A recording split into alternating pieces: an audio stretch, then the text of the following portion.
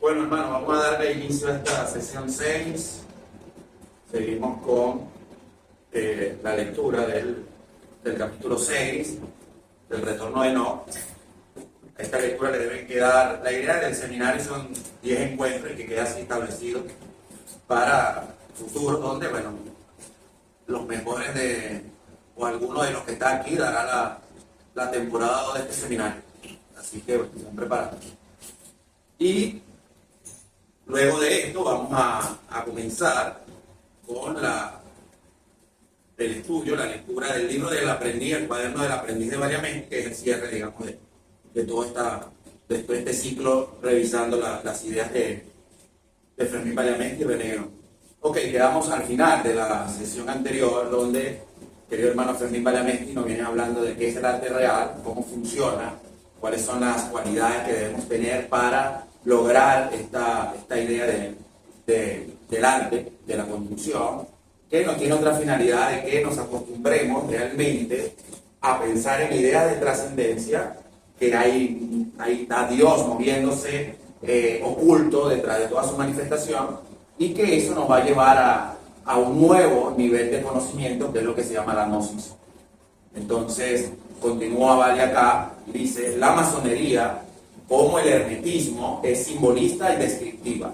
Y ya habíamos dicho que lo que estuvieron en la charla de esoterismo, vimos que la ciencia, como más occidental de todas, viene a ser el hermetismo, por su idea de transformación, de transmutación, de cambio de estado, de entidad.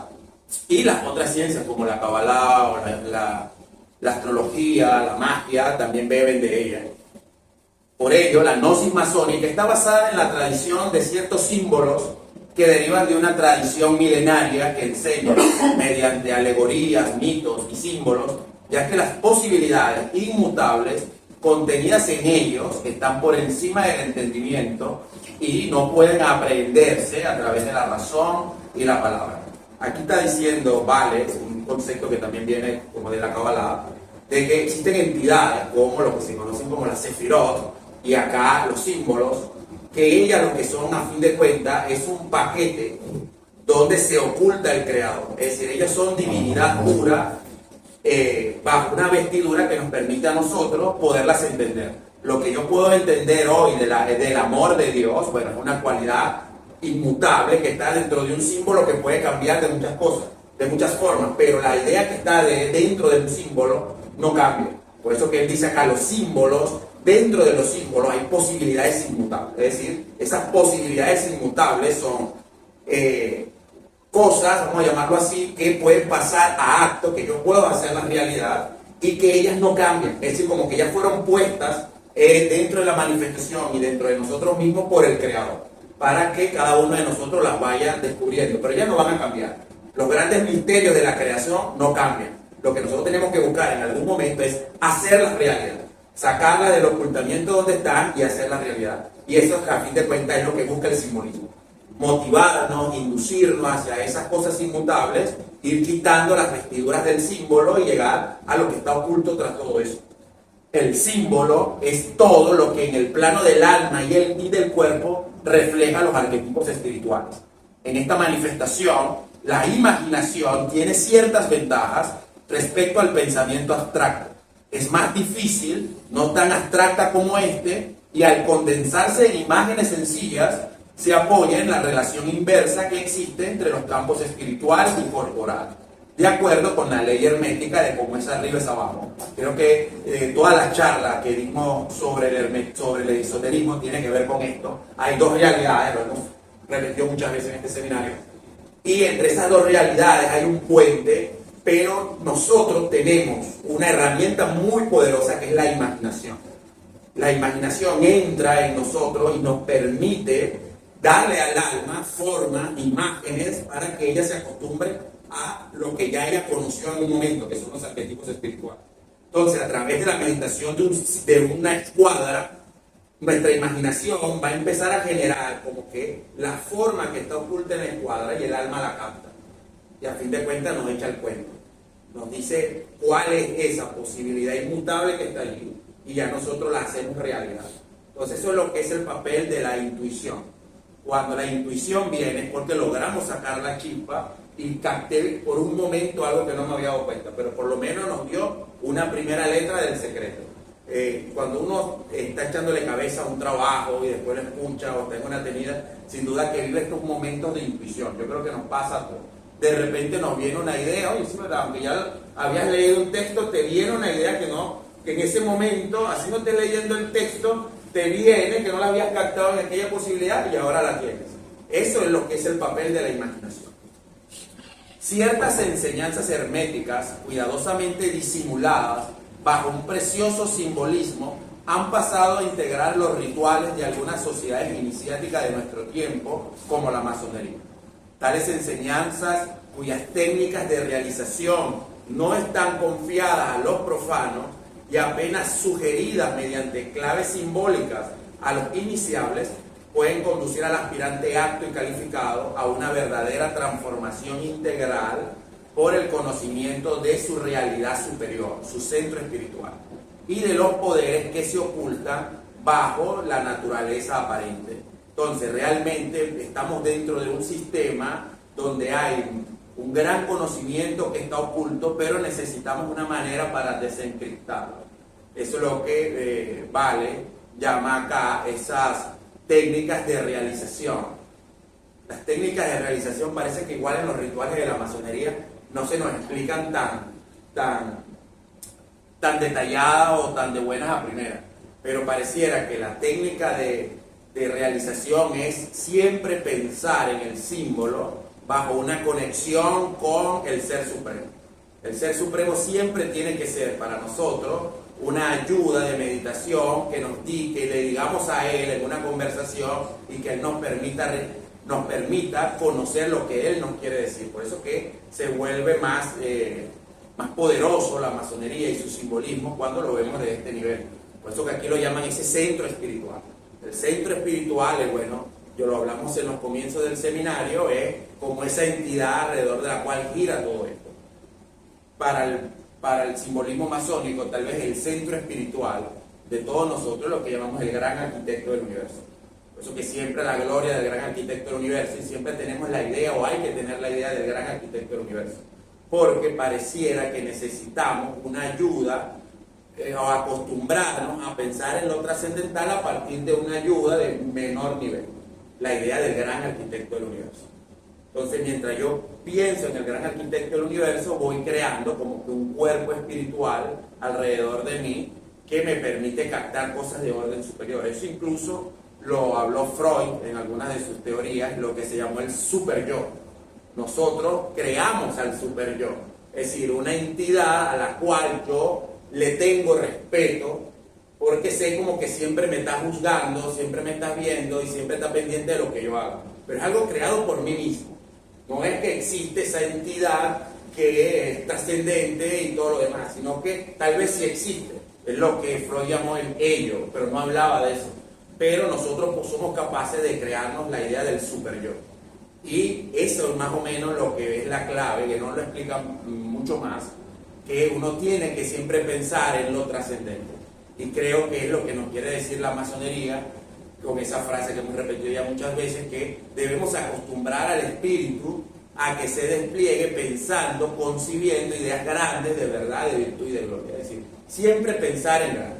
Así yo no sé, tenga la idea clara de qué es lo que estoy pensando, eso empieza a acostumbrarme hacia las ideas trascendentes y esa costumbre hacia lo trascendente lo que se vuelve es que seamos más receptores a esas ideas de lo superior y de los mundos espirituales. Por cuanto la masonería es una escuela iniciática de los misterios menores y la iniciación masónica es una vía real o regia, su técnica de realización o ascesis es la alquimia, ciencia cosmológica que representa una etapa del camino que conduce a un objetivo supremo. Ya todas estas cosas lo hemos hablado con anterioridad. La ascesis es el mecanismo de yo preguntarle al símbolo hasta que él me vaya hablando, pero si no hay un esfuerzo de preguntarle al símbolo o preguntarle a toda la manifestación, entonces no comienza el mecanismo espiritual que ya vimos que se llama el esoterismo. Creo que esa charla de esoterismo, creo que varios de los que están aquí casi todos tuvieron en la charla de esoterismo. ¿Dónde es eso? ¿Cómo funciona? El hecho de yo empezar a pensar en algo de la trascendencia moviliza todo un mecanismo, que es la ciencia del esoterismo, que tiene como idea la transformación, la idea de alquimia, y que es una ciencia cosmológica, ya lo explicamos en la reunión pasada, que tiene que ver con el alma. Todo lo que tenga que aparezca como cosmológico es una ciencia del alma. A fin de cuentas, la masonería tiene una técnica para ayudar a transformar el alma. En el simbolismo de las llaves de Jano, los misterios menores corresponden a la llave de plata. Los misterios menores comprenden todo cuanto se relaciona con el desarrollo de las posibilidades del estado humano considerado en su integralidad. Ya lo vimos. Bueno, lo voy a decir más abajo. Vamos a terminar esta parte. Ellos conducen por consiguiente a lo que puede llamarse la perfección de ese estado, es decir, a lo que se designa tradicionalmente como la restauración al estado primordial. Los misterios menores sirven de base a los misterios mayores. Ya vimos que hay como que un desarrollo en cruz. Hay un primer desarrollo horizontal que cuando yo logro llegar al centro comienza el desarrollo vertical. Ese desarrollo horizontal es, estamos aquí, pero sabemos que partimos de aquí, que es el estado primordial. Y desde allí nos fuimos alejando en una evolución del ser, y ese alejamiento del estado primordial lo que es una ocultación progresiva de la luz que estaba aquí. Entonces, regresar a este estado primordial es sencillamente, en el estado que estemos, empezar a captar mayor cantidad de luz. Y en la medida que hoy nosotros sentados acá, nos abrimos, nos abrimos en contemplación y nos hacemos más receptivos mediante percepción de las influencias espirituales, eso nos lleva automáticamente al estado primordial. Entonces, esa es la base de la masonería, llevar al hombre de aquí a aquí mediante una captación de mayor iluminación. En principio, los misterios menores no son sino una preparación para los grandes misterios, porque su término no es todavía sino una etapa de la vía iniciática. Como ya hemos dicho, los misterios menores tienen relación directa con la iniciación real o regia. Ya lo explicamos un poco más arriba, en la sesión anterior, que la iniciación real lo que busca es que tomemos el dominio de nuestro ser, nos volvamos soberanos sobre nosotros mismos. Los misterios mayores corresponden a la iniciación sacerdotal. El estado que alcanza el iniciado en los misterios menores es designado en la tradición islámica como el hombre primordial, y en los grandes misterios se designa como el hombre universal. Estos dos términos corresponden en la tradición taoísta al hombre verdadero y al hombre trascendente. Estos dos términos de hombre verdadero y hombre trascendente van a aparecer mucho en las ideas de Guénon, en las ideas de Valiamesti. Entonces es bueno ya quedarnos con esa idea. Pareciera que hay como que tres hombres. Nosotros, que queremos llegar a ser como el hombre verdadero fue la imagen del plan. Mira, o sea, esto es el plan y así es que lo van a hacer aquí abajo, ese es el hombre verdadero, y luego existe el hombre trascendente, que es el plan en macro, lo que realmente está en la mente del creador. Eso en el lenguaje de la Kabbalah es lo que se llama el Adán Kadmon. Y el hombre verdadero es el Adán que conocemos del relato bíblico, el Adán Harishon, el hombre primordial. Y nosotros, bueno, somos lo que se llama un Adán Belial, un hombre creado que es dual y lo que tiene que empezar a reintegrarse primero con el Adán Harishon, el hombre primordial, el Adán bíblico, la idea de ese Adán bíblico, y luego con el plan macro, que es el Adán Kadmon. En la charla de Kabbalah, que está de días, que la vemos, hablaremos de esos señores.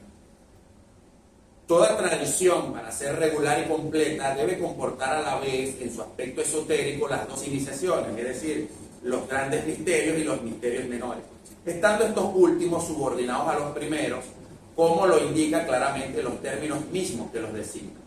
La iniciación sacerdotal comporta el paso por los misterios menores. La función atribuida a la iniciación real o regia es la del poder, la administración y la justicia. Entonces vean que hay tres grandes cualidades que la luz de la iniciación busca realmente despertar, o tres grandes virtudes que busca que despertemos. La idea del poder, la idea de la administración y la idea de la justicia. Esos son, lo llama la Cábala, las tres líneas de este mundo. La parte de la justicia es como que lo que nosotros llamamos la columna de la izquierda, la parte del poder es la columna de la derecha, y como es la que nos interesa en estas lecturas, pues hoy dice en la fuerza, entonces la columna del poder, y parece que la columna en el medio es la administración de esos dos poderes, porque el poder y el juicio tienen que realmente equilibrarse para que logremos administrar toda la fuerza y este mundo sea posible.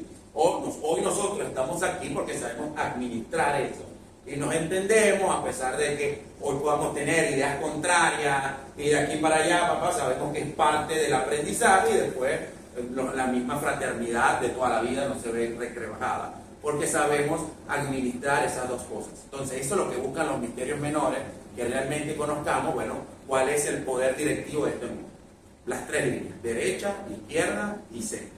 La masonería lo llama, bueno, la columna del norte, la columna del sur, y no es un misterio porque eso aparece en todos lados, la columna de los maestros se llama la cámara del medio. Y si cualquier cosa, eso no se dijo hoy aquí, ¿no?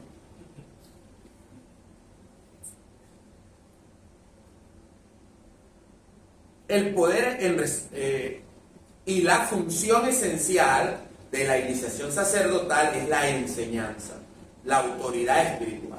En resumen, el poder espiritual pertenece formalmente a la casta sacerdotal, mientras que el poder temporal pertenece eminentemente a esta misma casa sacerdotal, pero formalmente a la casta real. En el mundo de la filosofía occidental, como un macro, hablan como que de dos grandes tendencias los filósofos. Uno se llama el poder temporal y el otro se llama la autoridad espiritual. Es decir, las cosas de este mundo y las cosas que pudiéramos llamar que son extramundo, cosas como metafísicas. Entonces, mayormente los filósofos, cuando querían darle sentido a lo que ellos explicaban en este mundo, se inventaban o buscaban explicar la idea de Dios para sustentar en ellos sus leyes. Un caso de lo que hemos hablado aquí es Descartes.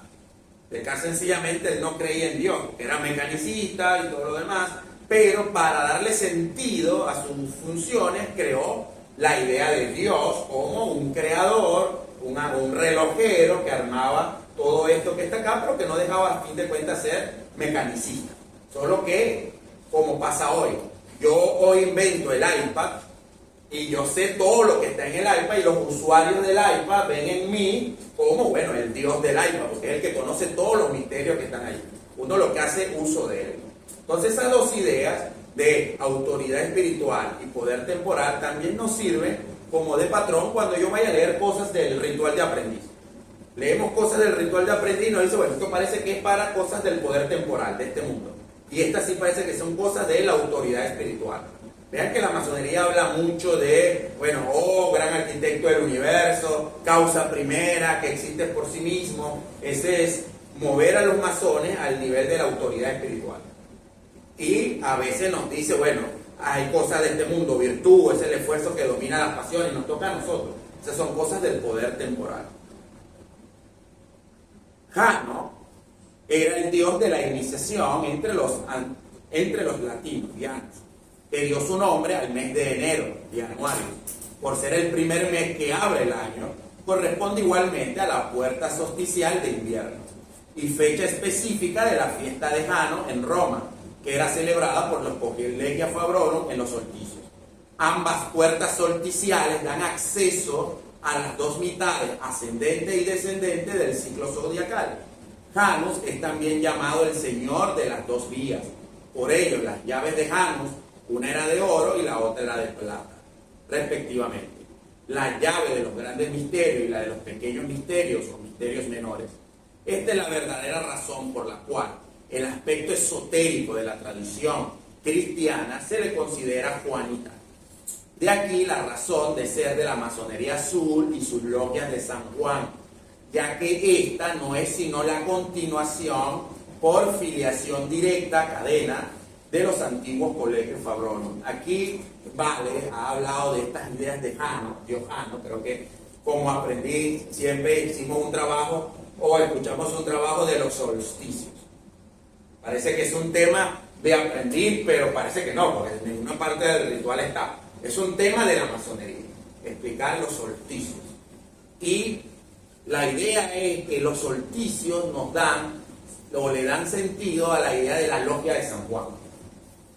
Porque los solsticios, si retomamos esta lectura y vemos, parece que es un mecanismo de revelación y ocultación de la luz del sol, a fin de cuentas de la luz de Dios. A veces Dios se revela, pero a veces Dios oculta su luz. Entonces, siempre está en esa dinámica. En la medida que yo trabajo, Él se me oculta más, si no hago el trabajo como debe ser, o se me empieza a revelar si hago el trabajo que yo debo hacer. Esa es la dos vías de elevar templos a las virtudes y cavar calabozos para los vicios. O sea, yo o me elevo mediante revelación de luz, o realmente me voy desenterrando en la oscuridad porque no logro revelar la luz. Es el mismo misterio. Entonces ahí ya podemos ver otra idea bien interesante de la lógica de la famosa logia de San Juan y de los solsticios como aparecen. Cómo llevar una idea de la astrología, astronomía, a un mensaje que le dé sentido a la masonería. Y bueno, ¿cuál es el símbolo por excelencia en este templo de los dos solsticios? Que cuando hablamos de los solsticios, si uno no mete eso ahí es porque hizo un copy y pegue o no busco nada. Pero los solsticios, de toda la parafernalia que está aquí, ¿cuáles los símbolos que hablan de los solsticios? Este y este, ¿cuáles son? Cáncer y Capricornio. Bueno, pudieran estar dibujados allí los signos del zodiaco, pero el signo del zodiaco es un solo símbolo. Tiene que haber un símbolo aquí que es dual. Un símbolo que hable de oscuridad por un lado y hable de máxima iluminación por el otro. Las dos columnas. Las dos columnas son el límite de todo. Entre las dos columnas se mueven, son estos señores que están aquí, pero las dos columnas.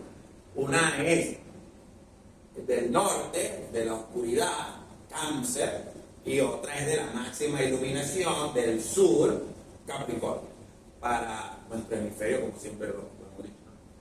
Entonces, esas dos columnas hablan de cómo se mueve todo, pero a fin de cuentas el mensaje está allí de ocultación de la luz y revelación de la luz. Hace poco vivimos el solsticio de verano. ¿Y qué es lo que pasa en el solsticio de verano? Porque parece que el solsticio de verano es como que hay mayor iluminación, pero es el punto donde el sol empieza a ocultarse, mejor dicho, ¿no? Por eso hay que verlo del invierno. Y en diciembre, por allá, en el solsticio de verano, que es la parte, el solsticio de invierno, perdón, que es la parte más oscura y fría, comienza el proceso de aumentar la luz. Entonces, por eso, los solsticios y la logia de San Juan hablan de este mecanismo de cómo el Creador entra en su manifestación y Él en su manifestación a veces se revela mayor luz y a veces se oculta. ¿De dónde venís, hermano mío, de la logia de San Juan? ¿Qué se hace en la logia de San Juan? Celebran templos a la virtud y se excavan calabozos para los vicios. ¿De qué venís a hacer aquí? A vencer mis pasiones, someter mi voluntad al servicio de mis deberes y hacer nuevos progresos en la masonería. Si recordamos que la logia de San Juan es también una figura del cosmos, tal como lo señala el ritual en la descripción de sus dimensiones, están haciendo mención alegórica a las tendencias del ser y a las nociones de virtud y vicio. Acá Vale va a empezar a dar unas dimensiones que no están directamente en nuestro ritual, pero en algún momento la masonería nos empieza a echar este cuento. Y dice, la logia de San Juan es de oriente a occidente, su anchura es de mediodía a septentrión, de sur a norte, y su altura de la tierra al cielo y su profundidad desde la tierra al centro de la tierra. La expansión de las dos dimensiones habla de esas tendencias y nociones. La alquimia es a la vez una técnica, una gnosis y una ascesis. Ya las tres cosas leemos: gnosis, el conocimiento interior, y ascesis, el mecanismo, ¿no? La técnica, la metodología de investigación. Su objetivo es triple. Primero, transmutar los metales. Segundo, penetrar los secretos de la naturaleza. Y tercero, transformar al iniciado en un adepto. Es decir, si uno logra eso, la gnosis tiene el suficiente poder para lograr esas tres cosas. Una transmutación, una penetración en los secretos de la naturaleza que se vuelve evidente, de eso hablamos en el esoterismo, esa es la mecánica de lo esotérico, y ya teniendo esa información transforma el iniciado. Pero vean que hay transmutar por un lado y transformar por otro. Esas son dos cosas distintas. Hacen como que están en el mismo mecanismo, pero son distintos. Transmutar, ir cambiando poco a poco la esencia, pero no deja de ser escuadra. Y transformar ya es un cambio de forma, de escuadra tiene que pasar a compás. Ya es un cambio de nivel. La escuadra tiene múltiples niveles horizontales, eso es lo que viene a hacer la transmutación, y llega un momento donde empieza el camino vertical de cualquier símbolo y transforma. Es decir, todo símbolo tiene un sistema de cruz. Primero lo veo horizontalmente y voy a llegar en un momento que lo empiezo a ver de forma vertical. Tiene que haber una transformación. En las escuelas, ese trabajo de transformación nos lo describe simbólicamente el sueño de Nabucodonosor. No lo traje para leerlo, pero los invito a leer ese sueño de Nabucodonosor que narra en Daniel, como los sueños de José con el faraón. En las escuelas de misterios, la primera prueba consistía en destruir al hombre viejo. La primera prueba impuesta a Heracles fue la destrucción del león de Medea, Heracles Hércules.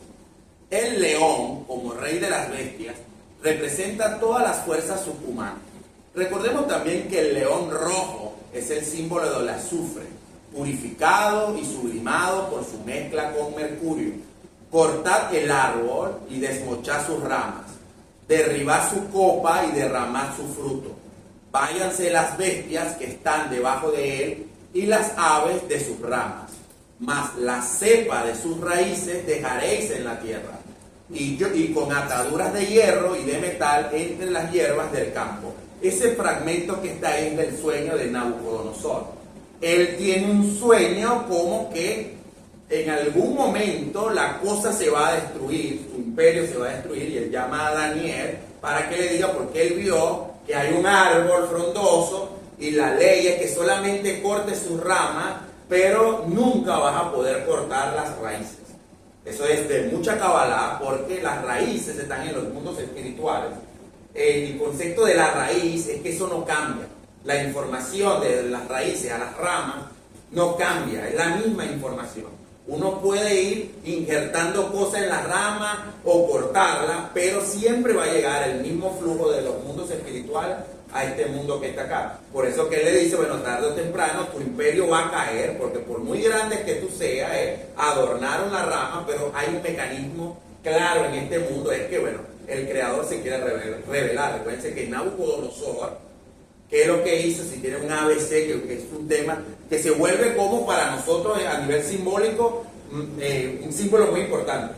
Porque ¿qué fue lo que hizo Nabucodonosor? Si tienen una idea vaga o algo, yo lo leí y hizo esto. ¿Qué fue lo que hizo él? Es el que destruye el primer templo. El primer templo es destruido por Nabucodonosor. Entonces vean el símbolo ahora que va a tener Nabucodonosor para con nosotros. Es como que el enemigo que está allí, que tiene el suficiente poder para destruir el templo.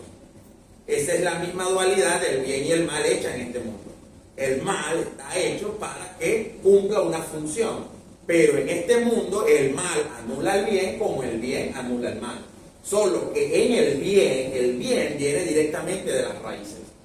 En cambio el mal fue creado, entonces por eso que es distinto. El bien es una emanación desde la luz directa, pero el mal lo crea el creador. Lo que Dios creó fue el mal. Y eso está en una frase de Isaías donde dice el creador, yo hice la paz y creé el mal. Entonces por eso que el mal es una creación, que los dos se pueden anular, porque este es un sistema del bien y mal. El bien tiene una ventaja de que viene directamente de las raíces. Es el mismo cuento acá del sueño de Nabucodonosor. Creo que aquí vale explicar algo de eso.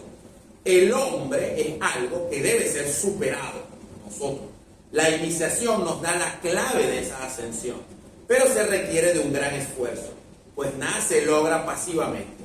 Iniciación es acción, ascesis. Se trata de una conquista individual mediante una disciplina ennoblecedora. Hay que aprender a vencer las pasiones. Creo que esa es una frase muy contundente. Hay que aprender a vencer las pasiones. Y creo que lo hablamos en sesiones anteriores de eso, que tú sabes que vas a hacer algo mal, pero lo haces igual. A sabiendas que esto está mal, uno lo hace. En el entendido de que, bueno, la próxima vez trataré de no hacerlo. Pero creo que ese es el mensaje. Hay que aprender realmente, que aprendamos a vencer nuestras pasiones. Es decir, dejar los metales bajos en la puerta del templo. Hay que saber convertir en hombre libre y de buenas costumbres. Abandonar los prejuicios y las bajas pasiones. Quien no realice en sí mismo y para sí mismo ese gran esfuerzo, jamás podrá lograr que se abran las puertas del templo interior. Que nadie se llame a engaño.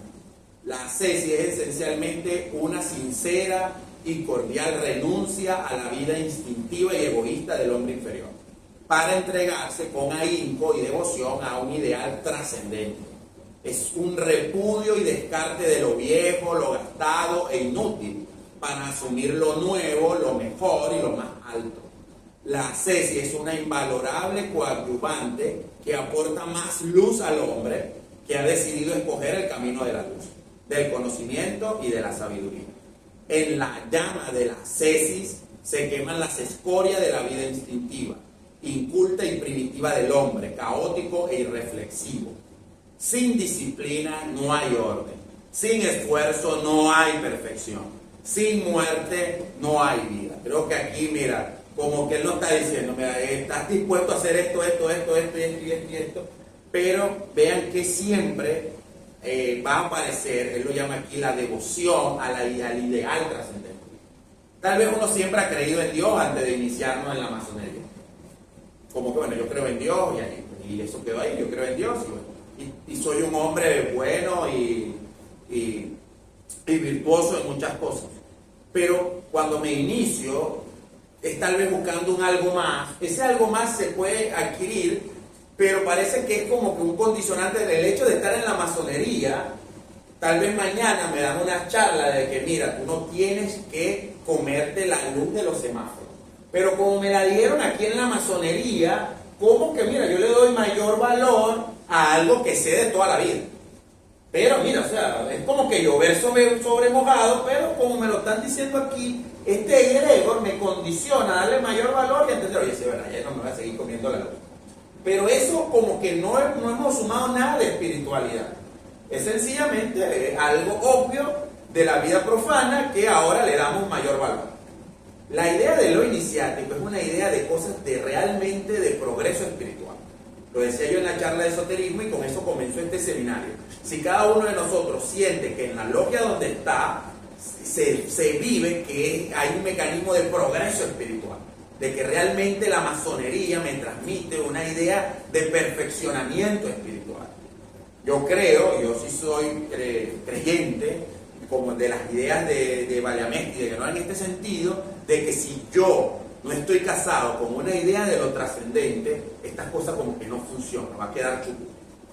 Entonces, porque realmente hay que creer en la tecnología de la masonería, de que, mira, cree en las ideas de orden trascendente y ellas te van a ayudar.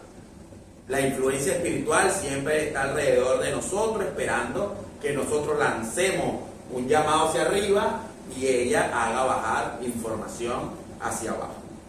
La luz es vida, enseña Juan el Evangelista, es decir, existencia, porque la vida de la cual habla el evangelista no es la vida animal, sino que la vida principial es una categoría ontológica.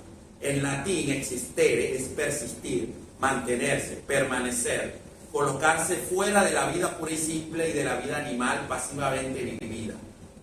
La alquimia a la que nos referimos los masones no es la preponderancia de los charlatanes, los sopladores ni los fabricantes de oro físico material. La verdadera alquimia se realiza solo interiormente. Es una ciencia sagrada o arte real y no tiene absolutamente nada que ver con la ciencia profana, aparte de una mera relación analógica, ya que utiliza las operaciones metalúrgicas como una alegoría.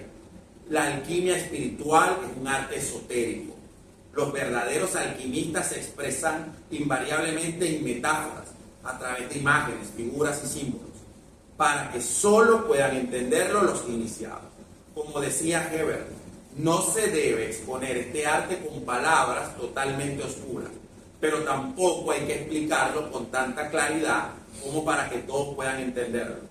De aquí que lo explique de manera que los sabios puedan entenderlo, aunque a los espíritus medianos les parezca bastante oscuro. Por su parte, los necios y los locos no podrán entender absolutamente nada. Esto es la clave de Bóveda, de cómo el creador instituyó el sistema de gobierno de este mundo. Él lo hizo de tal manera adaptado a cada uno de nosotros. Ni tan oscuro, ni tan claro, sino adaptado a cada uno, porque según nuestras posibilidades hay cosas que se nos tienen que ocultar y cosas que poco a poco se nos tienen que ir revelando. Rashomon Bar Yochai, el escritor del Zohar, dice antes de morir que bueno, sé que no puedo decir lo que está escribiendo en el Zohar, pero no puedo morir sin decirlo. O sea, es esa dualidad. Y él empezó a hablar y su hijo Elazar lo escribe a cómo está escrito el Zohar, que parece que es una cosa un poco a veces inentendible, un poco de historia, pero está codificado de tal manera que cada quien a su manera sea capaz de entender algo de él. No es que hay una cosa rígida, mira, eso es lo que quiere decir esto, pero hay que entender y que alguien te lo explique, no. Está hecho de tal manera de que la historia que me están narrando para mí va a significar algo según las vivencias que yo he tenido, los grados de intuición, y para otro otra cosa y los grados de intuición. Por eso que el Zohar lo establecen como un libro que tiene un poder muy, muy especial.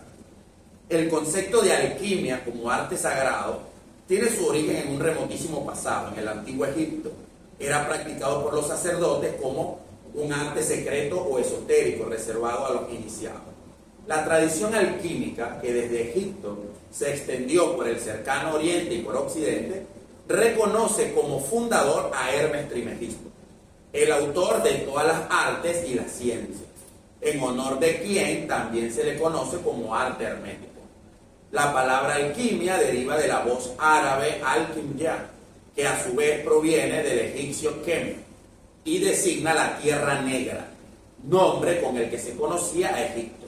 Al mismo tiempo es el símbolo de la materia prima de los alquimistas, el polvo negro, o materia de los sabios en putrefacción. En griego, la palabra quima significa fundir o derretir. Dice Don Pernetti, la química vulgar es el arte de destruir los componentes que la naturaleza ha formado. Y la química hermética es el arte de trabajar con la naturaleza para perfeccionarla. Porque la obra está con vosotros y en vosotros. De manera que encontrándola en vosotros mismos, donde ella está continuamente sobre la tierra o en el mar, dominarse es para los seres cosa bien difícil, pero es sobre todo el dominio de sí mismo que el dominio de sí mismo que el universo se funda. Esta parte que él habla acá de cómo funciona la alquimia, o qué es lo que hacen los alquimistas, eso aparece ya en una frase, en una de las frases de uno de los capítulos del Kybalión. Él va a decir que el hombre necio usa las leyes de la naturaleza para lo que lo usa la tecnología moderna. Enviar satélites, cohetes, las redes de transmisión, wifi, las inteligencias artificiales que hoy tenemos, pero esas leyes también tienen unas raíces de orden espiritual que uno la tiene que utilizar para uno mismo. Y va a decir así, en cambio, el iniciado entiende que las leyes son para usarlas una contra la otra en unión para el perfeccionamiento del hombre. Esas leyes, la masonería le da un símbolo muy particular. Hay 4 leyes fundamentales en el cosmos y la masonería, así como el arte hermético, la masonería lo toma de esto que está diciendo acá Valiamesti y lo trae aquí. ¿Cuáles son los símbolos de las 4 leyes con que se sostiene el universo según la masonería? ¿Cuáles son los símbolos?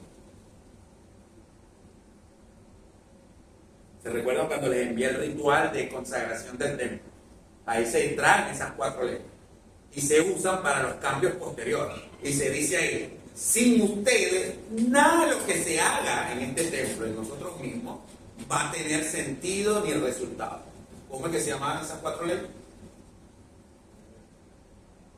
Los 4 elementos. Los 4 elementos. Agua, fuego, aire y tierra. Toda transformación es simbólicamente una mezcla particular de estos 4 elementos, de estas 4 leyes. Por eso que él está diciendo aquí es usar realmente las fuerzas de la naturaleza para formar algo mejor dentro de nosotros mismos. Por eso que allí, bueno, no hemos hablado con detalle de los Queen, tampoco es el tema de hoy ni del seminario, en cómo funcionan estos 4 elementos, cómo estos 4 elementos empiezan a tomar sentido a muchas cosas más de los misterios masónicos. En algún momento pues, hablaremos de ello. El camino medio es la senda del desapego de los opuestos y comienza con la liberación de las pasiones. El iniciado debe permanecer firme entre el par de opuestos, entre las 2 columnas. Solo el invariable medio o centro puede inclinar al hombre a una tarea de regeneración y hacerlo reencontrar la vía que conduce a la armonía, que no es de ninguna manera ausencia de pasiones, sino maestría de las mismas. ¿Qué está diciendo Valiamente aquí? Está hablando que ese es lo que no es el trabajo de los maestros, sino que es lo que simboliza el grado de maestro. Aquí hay hermanos que están a tiro de flor de pasar al grado de los maestros. Eso es lo que él está diciendo acá. Es lograr conseguir el mecanismo que no, o en el grado de maestro, vamos a lograr ya cerrar el ciclo y entender cómo de esto podemos empezar a regenerar y comenzar el círculo. La masonería nos ha dicho, en el grado aprendí esto, el compañero nos dice esto y el maestro nos va a decir ahora cómo él se vuelve un ciclo regenerativo para lo que va a venir. Y es una, como dice aquí, no es que las vas a dominar, sino que te vuelves superior a ellas, las entiendes y ya no le das importancia. Otra manera de, no es que la vas a aniquilar, sino tienes un dominio sobre ellas. Este invariable medio, el centro íntimo e inefable de la conciencia, el punto de contacto entre el individuo y su principio divino. O sea, ya sabemos que ya la masonería en algún momento nos va a hablar de alguna forma de algo que tenemos nosotros donde se une lo superior y el mundo inferior, ¿no? Dios y cada uno de nosotros. Por ahí lo ha llamado conciencia en alguna parte. Ese centro es un punto desde el cual un maestro masón no puede extraviarse. Por eso se dice en el lenguaje masónico, si un maestro masón llegara a extraviarse, ¿dónde podría encontrarse? Respuesta: entre la escuadra y el compás. Entonces vean que pareciera que nada va a salir de esos 2 límites, como los solsticios que hablamos. O lo que es lo mismo, si la escuadra fuera destruida, o se perdiera el ángulo recto, un maestro masón podía encontrarlo trabajando sobre el centro. Y aquí lo pone así como el centro. Entonces hay algo dentro de nosotros que realmente es la conexión o donde sale toda la información de transformación espiritual para cada uno de nosotros.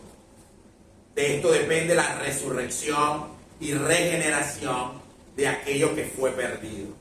Aquí aparece un personaje que es parte del vocabulario masónico. La leyenda de Irán nos habla de este misterio. El secreto perdido por la muerte del maestro debe ser encontrado en el centro. El secreto está perdido pero no destruido. Puede ser encontrado. Vean que este mundo se mueve bajo la base de que algo se perdió, ¿no? En el relato bíblico, ¿qué fue lo que se perdió? ¿Qué se perdió? Cuando Dios creó este mundo, puso a Adán y a Eva, se perdió la estancia en el jardín del Edén. Eso fue lo que se perdió, ese estado en el jardín del Edén. Y después vino progresivamente y eso se volvió a repetir. Ese proceso de creación, pérdida y regeneración aparece muchas veces. Primero aparece en el relato bíblico con jardín del Edén. Se perdió con el pecado de Adán y Eva. Pero ¿dónde se reseteó el mundo y comenzó de nuevo? En el relato bíblico. En el relato bíblico. En el diluvio. En el diluvio, bueno, ya está bueno, ya murió todo el mundo. Y arrancó la cosa de nuevo. Por eso que hay una rama, o lo que mueve a nuestro mundo, es el número 7. Eso no es un misterio. Este mundo tiene 7, como los 7 principios herméticos del Kybalión. Y si uno lee el Poimandré, va a decir Dios creó 7 esferas, pero el número 7. Y cuando veamos el árbol de la vida en la Kabbalah, están las 3 esferas superiores y por debajo hay 7, pues son 10, 3 y 7, 10. Pero este mundo es 7, pero eso viene también del relato bíblico, porque Dios le indica a Noé 7 leyes. Ahora le va a decir, mira, para que todo lo que está para allá atrás no suceda, tú vas a hacer estas 7 cosas. Esto, 7 leyes. Pero después se volvió a caer. ¿Y qué se perdió después con Noé? Ya pasó el arca de Noé. Después vino un evento también donde algo se perdió. Ya como ya estamos entrando más en el Génesis, tal vez uno no domina el relato cronológico. Pero hay un evento que uno lo dice y lo van a saber así. La famosa Torre de Babel. Dios instituyó las 7 leyes en un nuevo mundo. Ahora empiezan a echarle piernas. Y los tipos, con ese gran poder que tenía, mira, pero vamos a llegar donde está Dios, porque mira, tenías mucho poder, vamos a tratar de ser, no como él, sino quitarlo a él, y el relato bíblico dice, y hacernos nosotros un propio nombre, o sea, una propia cosa, y bueno, mi hermano, chao. ¿Y qué se perdió? ¿Qué se perdió en ese momento? El lenguaje original, y se crearon las 70 lenguas, porque como Dios impidió que estos tipos no pudieran llegar. Como ellos hablaban un mismo idioma, todos se entendían. ¿Y qué hizo él? Metió, y así lo llaman los cabalistas modernos, el virus de la aflagá, de la dispersión. Ahora no se van a entender. Ahora hablan distinto y los tipos van a utilizar, se estructuran, pero vean el mensaje, ¿no? En la unidad es que está el poder para alcanzar los mundos superiores. Hoy en día nuestra dispersión es que el cerebro va por un lado, con el intelecto y la razón, el corazón va por otro lado, con las emociones, el hígado va por otro lado, con las pasiones, y bueno, estamos dispersos interiormente. Y el chiste es que ahora tengamos que volver a reconfigurar. Y eso se volvió a reconfigurar, porque los tipos que se reconfiguró, ¿dónde se reconfiguró? Relatos bíblicos más adelante. Que ahora dejaron de ser 7 leyes y pasaron a ser 10. ¿Dónde dieron las nuevas 10 leyes? Hicieron catequesis, ¿no? Los famosos 10 mandamientos, así los conocemos. En el monte Sinaí, cuando se entregan los 10 mandamientos. Pero también se destruyó eso. ¿Qué destruyó ese sistema? ¿Qué pasó ahí mismito también? El becerro de oro. Y destruido lo estamos hoy aquí en Puerto Ordaz. Por eso que tenemos esa tremenda cola de gasolina. Por haber hecho el becerro de oro en otro lado. Pero vean que el sistema está allí. ¿Por qué le he hecho este cuento? Porque al final, nadie tiene su ritual de aprendiz aquí, ¿verdad? Al final, en el ritual de aprendiz nos dicen que esta ley de generación y destrucción es lo primero que busca la masonería de inculcarle a sus iniciados. Y eso está en el grado de aprendiz. Entonces, hay un ciclo de generación y destrucción. Solo que en el establecimiento de la masonería, como yo se lo he dicho muchas veces, solamente cuando tengamos los 3 grados, vamos a hacerlo así, la información de los 3 grados, es que puedo yo cerrar el círculo. Si no, todavía tengo una información chucuta. En aprendiz tengo una información, en compañero tengo una información, y ya con maestro tengo como que la piedra que me falta para de ahí en adelante empezar a entender todo el ciclo de la masonería. Solo que nos toca ir entendiéndolo poco a poco. Pero todo ese cuento está en el ritual de iniciación. Recuerden, el primer viaje es aprendiz. El segundo viaje es compañero. Y el tercer viaje es maestro. Entonces, ya ahí uno tiene la información de lo que va a suceder. Solo que como dice ahí, hay que empezar a echar, releer los viajes, entender el concepto de primera etapa, segunda etapa de la vida, tercera etapa de la vida, entender eso y voy a tener todo el cuento. Hay una forma general. Luego la masonería va a los detalles. Cada grado en particular empieza a hablar de los detalles. Pero por eso que está cerrando variamente esta parte con eso. Mira, hay un sistema de cómo esto funciona. Y es el sistema de creación y regeneración. El maestro masón operativo para su trabajo confía en el centro. Ese es un centro de gravedad. Por eso es que la frase ceremonial afirma que el centro es un punto desde donde ningún maestro masón puede extraviarse. Tú puedes concebir cosas más grandes, pues te hemos abierto las puertas. Con esto ya termina, vale, la parte de este capítulo que él llamó el arte real. Masonería y arte real. Entonces podemos aquí hacer un pequeño break. Aquí le hicimos más nuestro café. Y la gente de Caribe Superior nos patrocina el café, pero bueno, igual se va a llevar tiempo hacer el café. Y la idea no es tampoco ir ganarle tiempo a la... No, va a llevar más tiempo hacerlo, pero hay que... Ya yo me grabo con la idea de que la próxima montamos el café antes de comenzar. Pero podemos hacer un break para cerrar lo que hemos hablado hasta ahora, porque ahora va a empezar a hablar a Mesti de lo que es la gnosis. Y ahora cómo es el mecanismo de la gnosis. Él aquí ya habló del mecanismo del arte real que me permite sacar la gnosis. Ahora él va a agarrar a la gnosis y va a hablar de ella. Que es la gnosis, como el símbolo y el simbolismo es el que permite sacarlo. Entonces, si hay comentarios al respecto. Ese tema de la degeneración es lo que no era hablando de aquella edad de oro, cómo se va ayer. El sistema está planteado es que hubo una caída, pero Dios por lo menos programó todo para que de aquí abajo volvamos al mundo de arriba, volvamos a crear. Ahorita antes de comenzar le he hecho un cuento que aparece, lo hemos escuchado 600.000 veces siempre que venimos a las tenidas de aprendiz, sobre esa creación y regeneración. ¿Quién se acuerda qué dice el segundo vigilante en... ¿Por qué el segundo vigilante está ahí?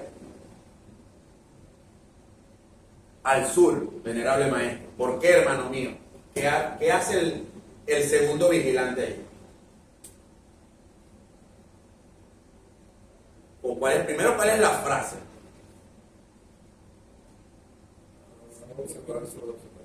Comienza con esto, ¿no? Para mejor observar el sol en su meridiano.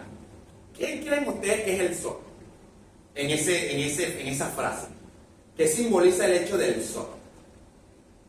¿Qué es el sol? ¿Cuál es el símbolo del sol? El sol siempre le dieron el símbolo de qué? La deidad, la energía suprema, Dios. Dios. Ahora vamos a poner así, Dios. Vamos a quitar sol y colocamos Dios. Para mejor observar a Dios en su meridiano. Ahora hay que cambiar el concepto de meridiano. ¿Qué es ahora eso? ¿Qué viene a ser el meridiano? Hacemos Dios en su meridiano. Los estudios tradicionales, yo creo que lo dijimos las tenían pasadas, entonces tienen ahí un chiste, ¿no? Ya tienen ahí un spoiler. ¿Pero qué es el meridiano? Donde hay una mayor influencia del sol en ese momento, donde pega más fuerte.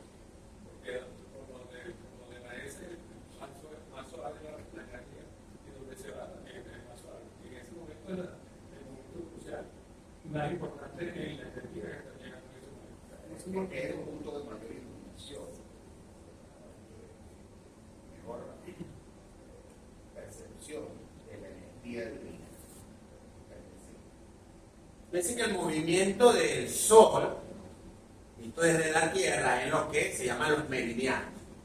Los meridianos.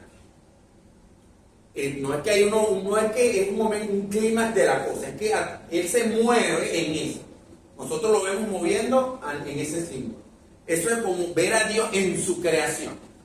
Es decir, en este mundo nosotros tenemos que ser capaces de ver a Dios. Pero eso es una facultad del alma, representada por el segundo vigilante. Vean que el segundo vigilante está en el sur, ahí sí, en el momento de máxima iluminación. Es decir, él está como en el centro de la conciencia. Entonces, el sur es el centro de mayor iluminación que tenemos cada uno de nosotros. Es decir, dentro de cada uno de nosotros hay algo de máxima iluminación, la conciencia. O el templo interior donde está guardada la conciencia. Solamente estando allí, yo puedo ver a Dios en la creación. De todo esto saco la idea de Dios. Lo que vio el tipo que le preguntó tantas veces a la naturaleza hasta que pudo ver a Dios en la creación. Y se dio cuenta, Dios, la causa primera, lo que está atrás de la parafernalia. Y ya cuando yo veo eso, a Dios en la creación, viene la segunda parte de la frase del segundo vigilante, que tiene que ver con esto que acabamos de ver. Porque, ¿para qué entonces él ve a Dios en la creación? ¿Para qué sirve ver a Dios en la creación? Que es la segunda parte, textual, que es lo que hice después. Para mejor observar el sol en su meridiano. ¿Y qué viene?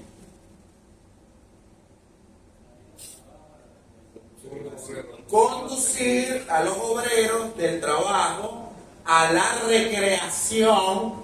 Vean el proceso de recrear, lo está volviendo a hacer, lo está regenerando, y luego que los regenera, los trae de nuevo para acá. Entonces se cuenta que es cuando yo veo a Dios en la creación, puedo acceder al mundo espiritual. Llevo al obrero, a nosotros, a la regeneración, los llevo aquí, y luego que se perfeccionan las ideas, vuelven para acá. Entonces vean que ese es el proceso de regeneración, destrucción, regeneración, va y viene, pero para eso, para que eso sea posible, yo tengo que tener la idea de lo trascendente, ver a Dios en la creación. Entonces vean que es un diálogo muy potente el que tiene el segundo vigilante. El segundo vigilante, en algún momento, los que estamos aquí, vamos a pasar a ser compañeros y estamos por ahí. En algún momento la masonería nos pregunta, ¿viste a tu maestro hoy? Sí, lo vi. Y los escritores dicen, bueno, parece que iba vestido de amarillo y azul. ¿A quién está viendo? Al sol. Está viendo al sol. Es decir, como ya estás en el sur, puedes capaz de ver a Dios en su meridiano. Estás viendo a Dios en la creación.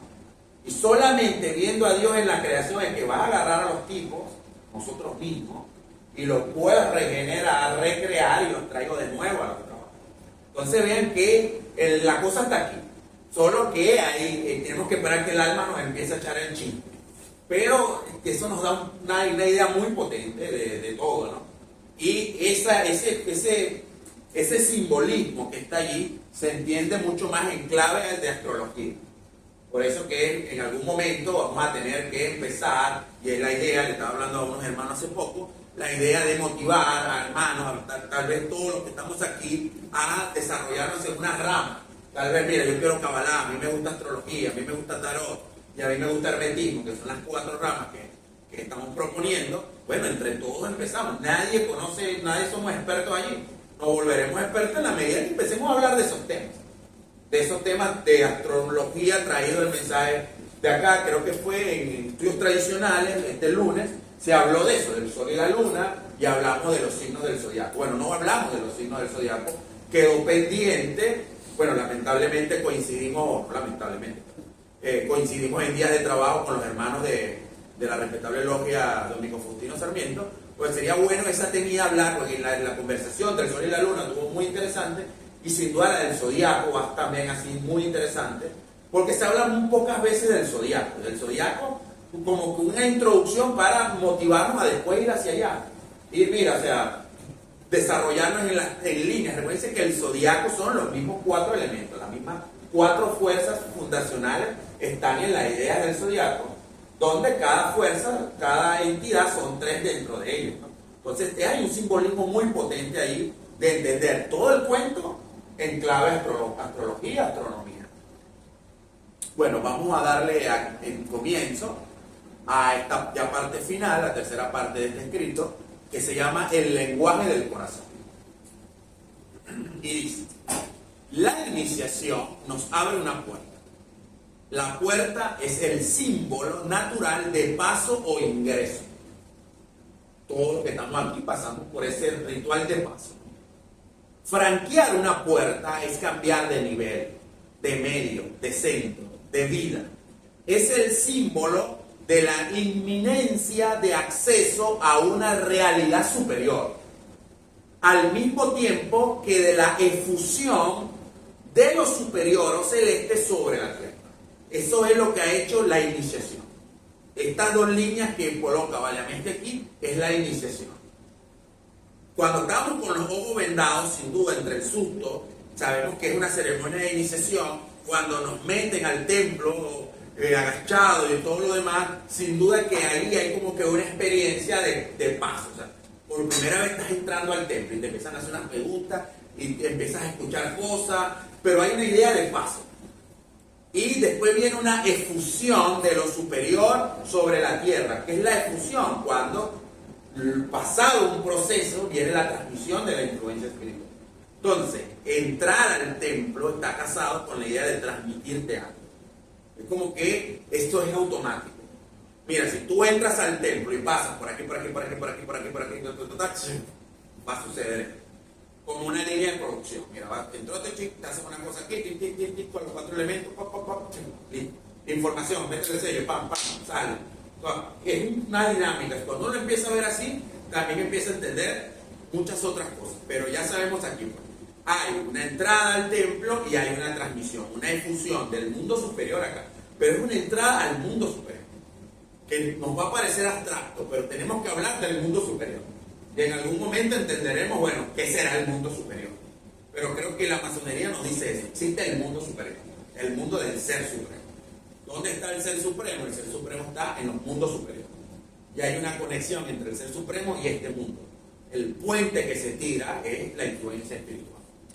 En Apocalipsis dice Juan: yo conozco tus obras, he aquí que he dado una puerta abierta delante de ti, la cual ninguno debe cerrar. La iniciación es, en efecto, en su más amplio y noble sentido, la realización de esta magnífica promesa y afirmación del Apocalipsis. Se te abrió la puerta. Ahora tú decides qué vas a hacer con ella. La puerta del templo masónico se designa bajo el nombre de la puerta de Occidente, el lugar donde el sol se pone. Pero no, ahorita no viene el sol, se puso aquí. Es decir, donde la luz se extingue. Más allá reinan las tinieblas, es por tanto el mundo profano. Así, cuando el recipiendario franquea la puerta del templo masónico, muere para la vida profana, para el mundo de las tinieblas, y renace a una nueva vida. Se pasa de un mundo al otro. Franquear la puerta es franquear el umbral. Y esto, desde el punto de vista esotérico, reviste características de gran importancia en la realización de la ascesis masónica operativa.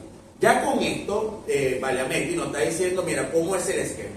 Mira, existe un mundo inferior, este mundo, el mundo profano. ¿Por qué toda esta estructura es un mundo de tinieblas? Porque aquí no logramos ver al Creador. Hay una tiniebla, Él está oculto.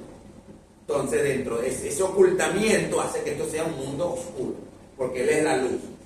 Entonces, en la medida que yo hago que la luz se manifieste, revelo más luz, empiezo a subir a el mundo espiritual. Pero ya me han dicho, mira, en este mundo, tú te puedes, si estás en este mundo, tú puedes llegar al mundo de arriba si logras que toda la luz entre en ti y todo se alumbre. Eso es lo que está diciendo la gente. Ese es el chiste de la iniciación. Entras y te va a transmitir una luz, lo que no es. Con esa luz que te dimos, te recibe, te crea y te instala en los mundos superiores. ¿Ya entendiste eso? Sí, bueno, a ver, voy a ver para atrás.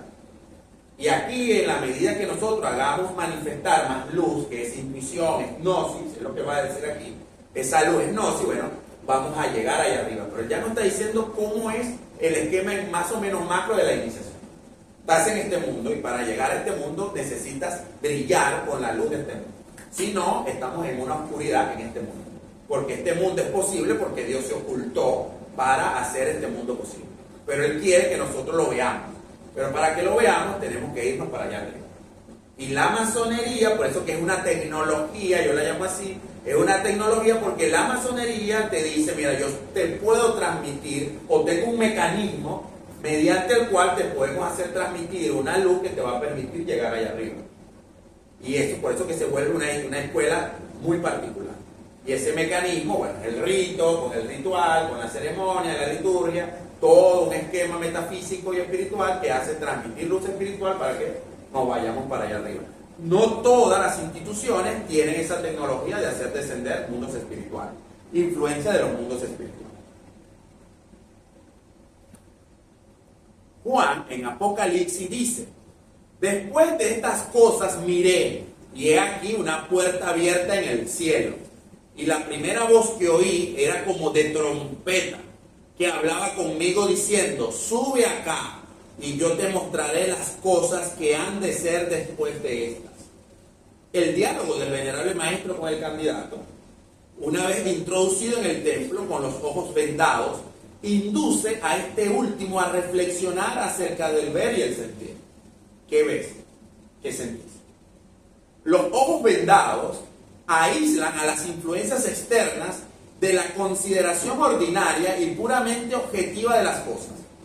La espada, símbolo del verbo, de la palabra, el corazón, símbolo de la verdad que se manifiesta en lo íntimo del ser, le están indicando que solo debe confiar en su guía, en su maestro interior, en el conocimiento interior, gnosis, un conocimiento directo al cual se accede por grado de realización individual. Es ver con los ojos internos y sentir con el corazón. ¿Qué ves? ¿Qué sentís? Nada. Porque no conocemos cuál es el mecanismo. Ahora, aquí nos lo desencripta un poco y nos dice: mira, tienes que ver ahora con unos nuevos ojos y sentir con un nuevo mecanismo, con un nuevo orden. Ver con los ojos internos y sentir con el corazón. Más adelante va a ir dándole forma a eso, pero ya nos ha dicho: mira, olvídate del objetivo, porque los objetivos tienen mucho poder, sin duda. Hoy tenemos inteligencia artificial gracias al objetivo de las leyes de todo, de la tecnología, del desarrollo de la matemática, de la física, de la computación, de todo. Pero hay algo dentro de ti que funciona de otra manera. La perfección de este mundo puedes verla desde lo objetivo, pero los secretos de esa perfección, lo que sustenta todo eso, necesita otro mecanismo de ver. El secreto real, el verdadero secreto masónico, es el sentido revelado solamente a una forma particular de la conciencia, pero cerrado a la inteligencia sensorial normal, la de nuestros sentidos físicos, y que por lo tanto no tiene nada de convencional, y que se relaciona más particularmente con el simbolismo, que solo puede así, por evocación, transcribir lo que no pueden las palabras, porque en general el simbolismo es evocación de una inteligencia que las palabras no pueden transcribir directamente, sino solamente por rodeo, circunloquio o perífrasis. Entonces, ¿qué está diciendo él acá?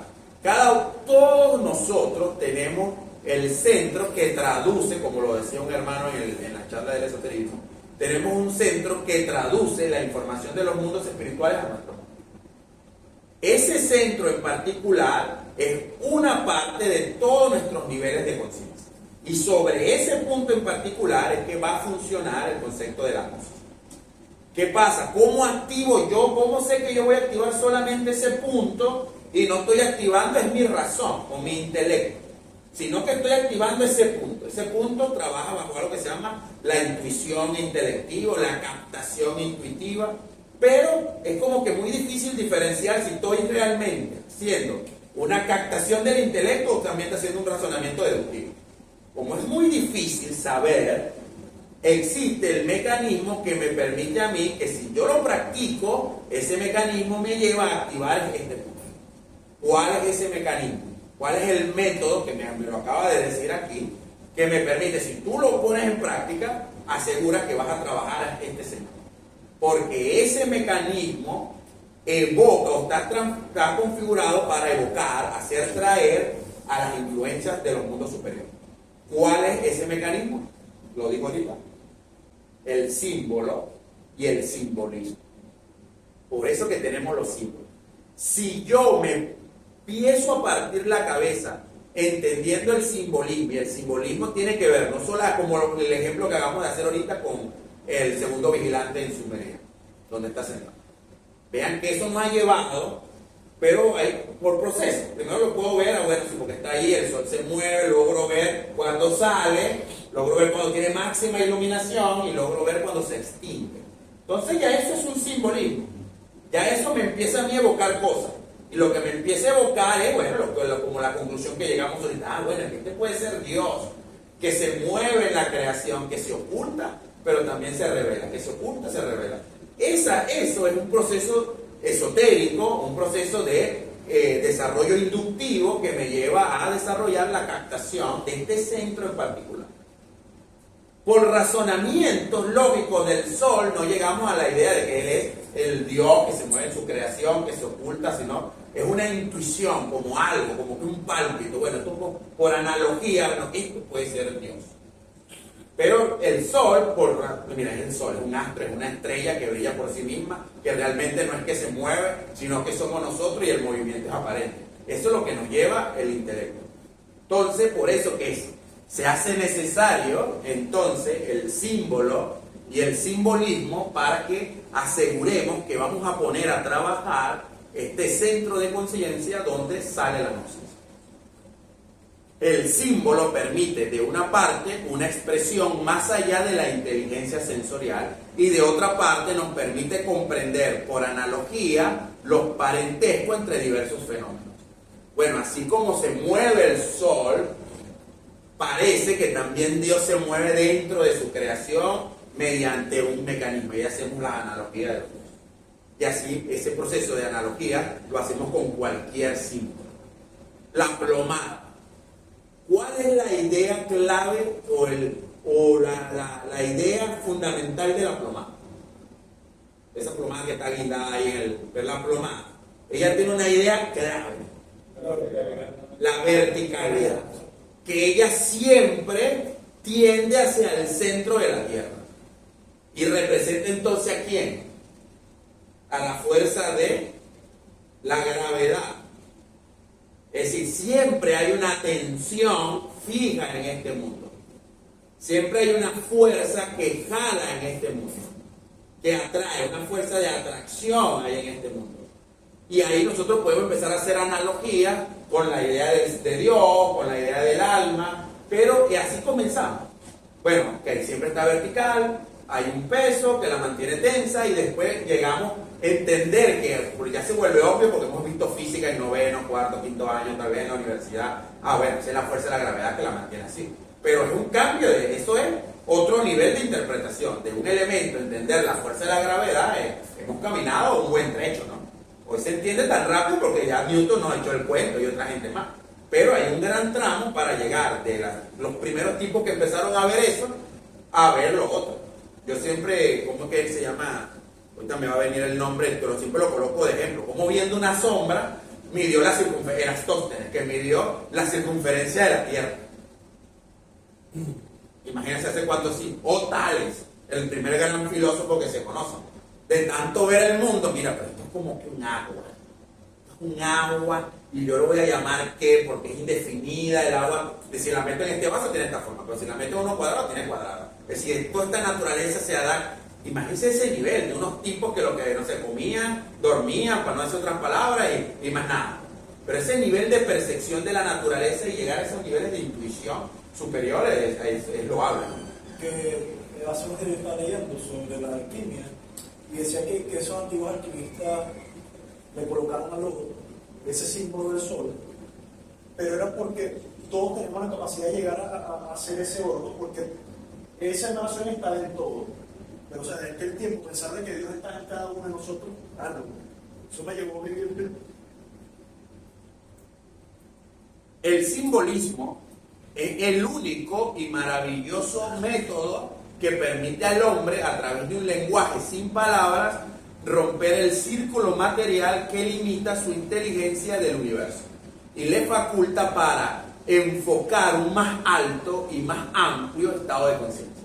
Entonces, a veces nosotros hacemos vida en la masonería, pero realmente no estamos haciendo nada o utilizando el simbolismo. Solamente hacemos vida en la masonería y ya. ¿Por qué? Mira, hay muchas cosas que ya están dichas, ya están desencriptadas, una información que ya está en manuales y nos quedamos con esa información de manuales.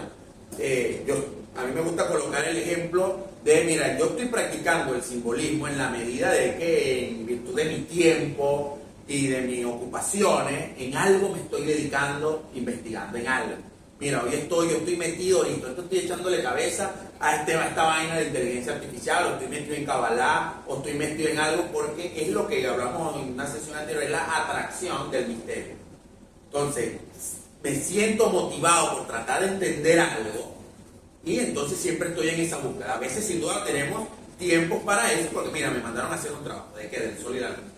Entonces, bueno, eso nos lleva realmente a ver, hace poco en estudios tradicionales, el hermano Sierra, que es segundo vigilante, mandó un trabajo, bueno, quiero los viajes desde el punto de vista de la Kabbalah. O sea, ella eso te pone a investigar, entonces estás allí. Pero esa práctica es la práctica donde dice, estoy haciendo práctica en el simbolismo. Porque estoy buscando, así sea cosas de, mira, que dice internet, pero estoy buscando. Y en algún momento, mira, me llamó la atención eso, y mira, pero aquí dice esto, busco esto, y cuando veo estoy entusiasmado, pero estoy buscando, y estoy en una tenida, y mira, esto se une con aquello. Porque es lo que estás investigando, esa es la idea del simbolismo. Y así funciona, poco a poco. Por eso que vamos a ver en algún momento, cuando estemos en la charla de Kabbalah, los niveles de interpretación de un símbolo. Pero hay que partir del primero, es obligatorio, el nivel literal del símbolo. Tal vez el nivel literal, bueno, los miles de manuales que ya hay, uno se queda ahí. Pero si uno se queda solamente en la información que ya está dada en la masonería, no es que estamos practicando simbolismo. Hay una práctica, una rama de ese simbolismo que practicamos, pero siempre y cuando le demos el valor, que ya lo hemos dicho varias veces aquí, en las ceremonias, en nuestra tenida de aprendiz, ese valor de lo que tiene el acto de encender el ar, de abrir y cerrar nuestra logia. O sea, eso también es una práctica del simbolismo. Pero tal vez si yo no le doy importancia a eso, mira, tampoco estoy haciendo práctica de simbolismo. Entonces el simbolismo es como él decía, hay una autodisciplina, hablamos anteriormente.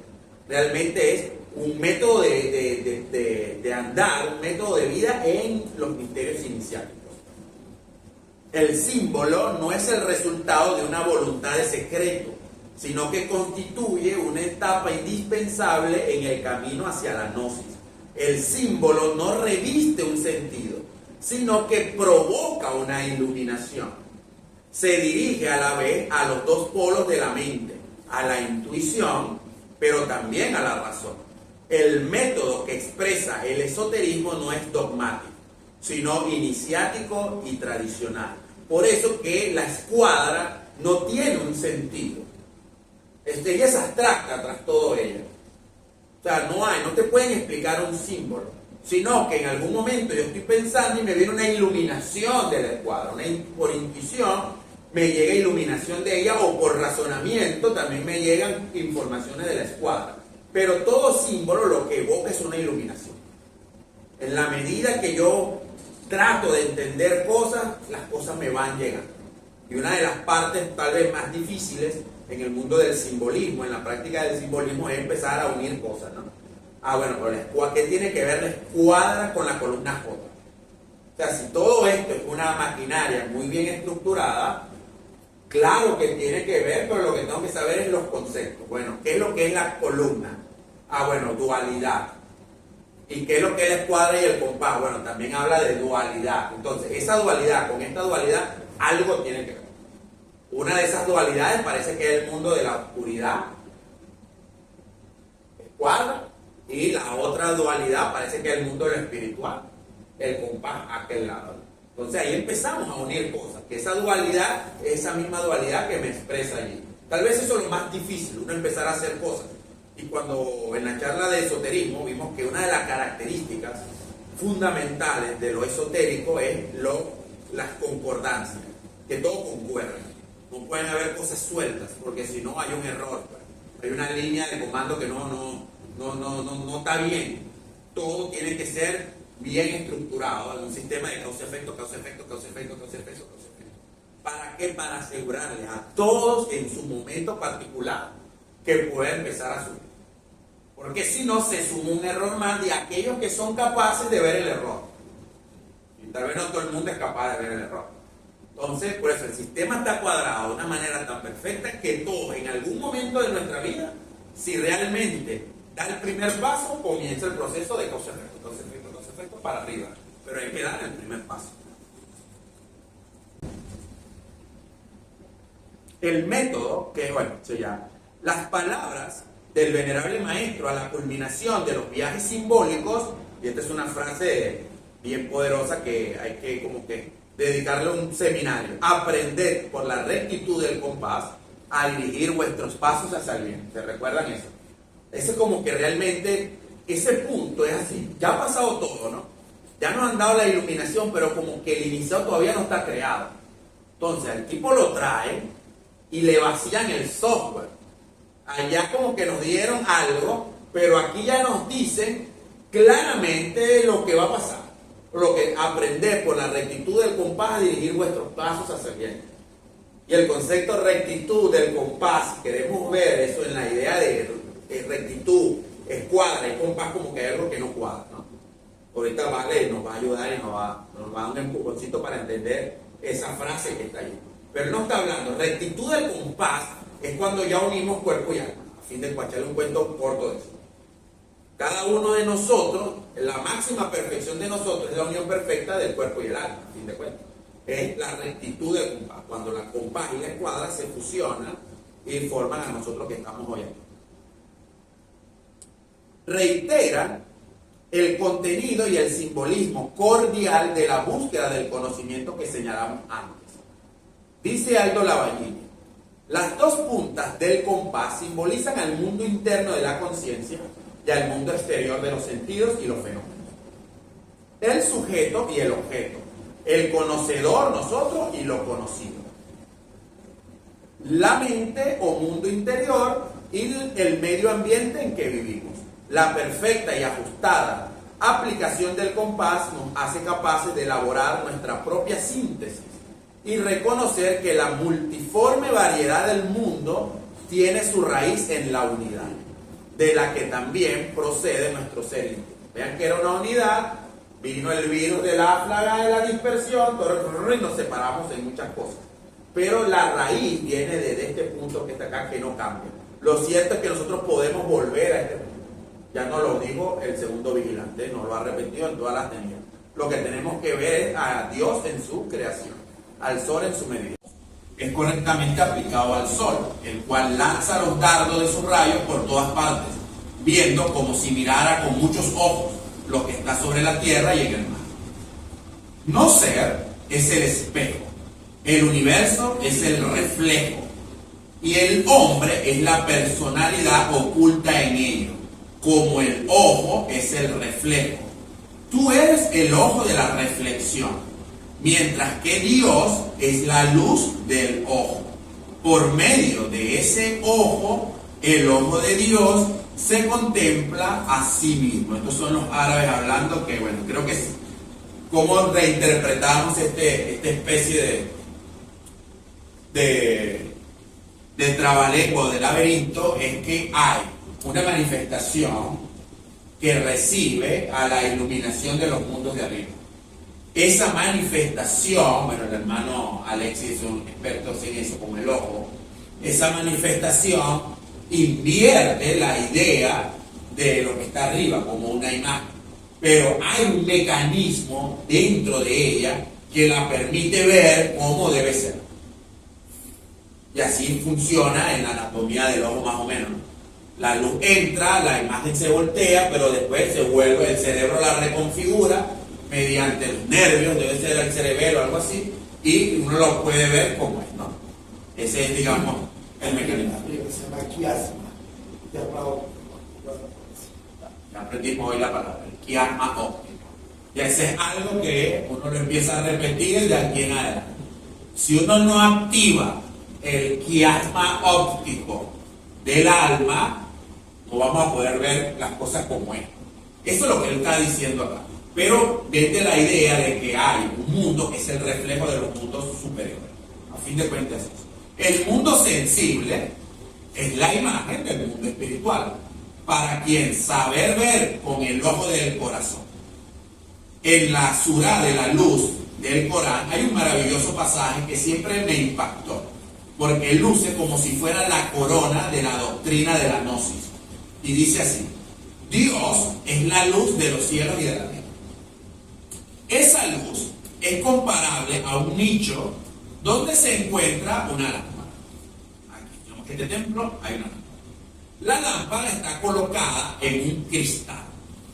El cristal es semejante a una estrella brillante. Esa lámpara se enciende con el aceite de un árbol bendito, de un olivo que no proviene ni de oriente ni de occidente, el cual aceite brilla aunque el fuego no lo toque. Es luz sobre luz. Dios conduce hacia esa luz al que quiere y propone a los hombres parábolas, pues lo conoce todo. ¿Qué está diciendo acá? Que tal vez nosotros vemos con la luz que brilla de esta, ¿cómo lo llaman aquí? De este cristal. Tenemos una vela, está la luz, pero una vela con aceite, para que vean los niveles. El cristal que él llama, esa vela está sobre otra cosa. Sobre ella está el aceite, la llama, y la llama está allí. Entonces, ¿qué es lo que...? Hay distintos niveles de iluminación de esa llama. Tal vez nosotros nos estamos iluminando, es como el reflejo de esa luz de arriba, la luz verdadera del fuego, el reflejo que ella hace en el cristal. Pero tal vez nosotros vemos, no, pero hay otro nivel más arriba. Y veo la luz un poco más directa, hasta que la veo también brillando en el aceite. O me alcanzo y veo la luz con la luz. Hay una gran alegoría de esto que, bueno, es conocido por muchos en Occidente, llamada la alegoría de la caverna de Platón. Eso lo han escuchado, el mito de la caverna de Platón. Si no, bueno, se los voy a enviar mañana al grupo. Para el mito de la caverna es ese. Él dice, mira, lo que nosotros hemos visto toda la vida es el reflejo en una pared de unas cosas que pasan por detrás de unos tipos que tienen un fuego. Es decir, vemos lo que hemos visto toda la vida son sombras. Pero ¿qué pasa si llega un momento y uno de los tipos que está ahí se levanta? Y dice, pero ya va, ¿qué es lo que está para allá atrás? Y él ve, allá va, pero hay unas luces, una vaina que se está moviendo. Y él está, voy a ver qué. Y él ve, hay unos tipos que mueven eso.